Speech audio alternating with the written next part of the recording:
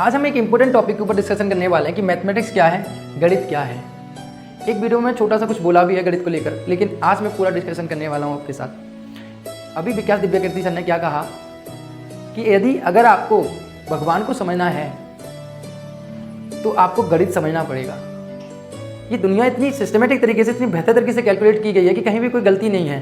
तो सोचो भगवान कितने बड़े गणितज्ञ रहे होंगे, और भगवान अगर इतने बड़े गणितज्ञ हैं तो गणितज्ञ को समझने के लिए गणित के रास्ते से ही जाना पड़ेगा। एक अच्छे मैथमेटिशियन को समझने के लिए मैथमेटिक्स का ही रास्ता चुनना पड़ेगा, और उसी से रास्ते से जाकर आप उसको समझ सकते हो। अर्थात mathematics is a real life. गणित जो है आपका वास्तविक जीवन है। आप सुबह से लेकर शाम तक देखो, कहीं ना कहीं हर जगह आप कैलकुलेट करते रहते हो, और कहीं ना कहीं हर जगह आप मैथमेटिक्स का यूज़ करते रहते हो। सुबह जगोगे तो दूध खरीदना, सब्जी खरीदना, कुछ भी, शाम तक हर जगह कैलकुलेट करते रहते हो। लेकिन आपका मैथमेटिक्स जो है रियल लाइफ है, और हम रटने की कोशिश करते रहते हैं। मैथमेटिक्स आपकी अंडरस्टैंडिंग सब्जेक्ट है। एक बार दो दोस्त थे, और दो दोस्त थे तो उन्होंने क्या हुआ कि एक दोस्त ने पूछा कि एक पेड़ पर 6 पक्षी बैठे हुए हैं, और मैंने एक पक्षी को गोली मारी, तो बताओ कितने पक्षी पेड़ पर बचे। तो दूसरे मित्र ने बड़े आसानी से एक बार में आंसर दे दिया कि एक मर गया तो 5 बचे। तो जिसने पूछा था, जिस मित्र ने पूछा था, वो मुस्कुराने लग गया और बोला कि आपने समझा ही नहीं। जब मैंने गोली मारी एक को तो आवाज हुई, तो सभी के सभी पक्षी उड़ जाएंगे ना, एक भी बचेगा क्या पेड़ पर? ये लॉजिक है। तुम मुस्कुराते तो लॉजिक की बात कर रहे हैं। तो वही तो हम आपको समझाना चाह रहे हैं कि मैथमेटिक्स एक लॉजिक है। मैथमेटिक्स की अपनी एक भाषा है, हर क्वेश्चन की अपनी भाषा है। मैथमेटिक्स बनाया किसने?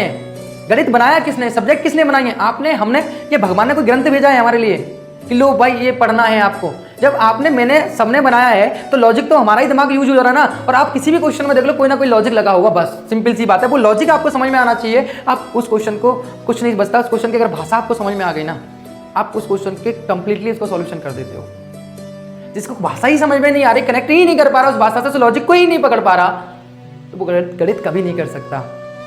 इन मैथमेटिक्स एक अंडरस्टैंडिंग सब्जेक्ट है। जितना आप समझोगे ना उतने बेहतर बनते हुए चले जाते हो, और आप एक बेहतर गणितज्ञ बनोगे। बनना जरूरी है लाइफ में, अगर आपको बेहतर तरीके से जिंदगी जीना है तो। आपको हर एक निर्णय में आपको कैलकुलेटिंग करना आना चाहिए कि निर्णय कितना सही है, कितना गलत है। ना तो कोई निर्णय पूर्ण तरीके से गलत होता, ना सही होता है, वो आप जानते हो। यही तय करना है, वही समझना है कि गणित है क्या, वो लॉजिक है गणित। आजकल स्टूडेंट ये करते हैं कि मैं हमेशा कहता हूं कि मान लो कि ये दो व्यक्ति हैं, एक ये है ना, और एक व्यक्ति ये है। मान लो कि इसको जो है इंडियन आती है, यानी हिंदी आती है, मान लो इसको हिंदी आती है, और इसको क्या आती है? चाइनीज़ आती है। तो अब इससे ये बात कर रहा है, ये कर रहा है चावा चीवा चीवा जो भी है, और ये क्या कर रहा है? अपनी हिंदी में, अपना ब्रज भाषा में बोल रहा है, चो भाई कौन है तू। अब इनको बताओ, इसको जब हिंदी नहीं आती, इसको जब चाइनीज़ नहीं आती, तो ये दोनों कम्युनिकेशन कर सकते हैं, एक दूसरे से वार्तालाप कर सकते हैं? कभी नहीं कर सकते। कभी कर पाएंगे? नहीं कर पाएंगे। जब तक आप वार्तालाप नहीं कर पाओगे, एक दूसरे की कम्युनिकेशन ही नहीं समझ पाओगे, तो आप एक दूसरे को आंसर कैसे दे सकते हो?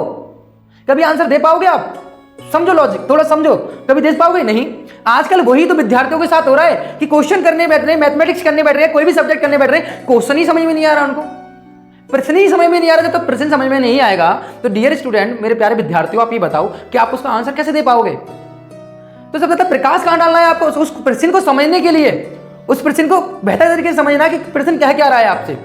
जब वो समझ में आ जाएगा ना, तब आप आंसर दे पाओगे। अब इन दोनों को कम्युनिकेशन करना है तो क्या करना पड़ेगा? इसको चाइनीज सीखनी पड़ेगी या इसको हिंदी सीखनी पड़ेगी, दोनों तब कम्युनिकेशन कर सकते हैं। या तीसरा मीडिएटर आपको लेना पड़ेगा जिसको चाइनीज भी आती है और इसको हिंदी भी आती है, यानी तभी कम्युनिकेशन कर सकते हो। यानी आपको कैसे भी करके वो क्वेश्चन समझ में आना चाहिए।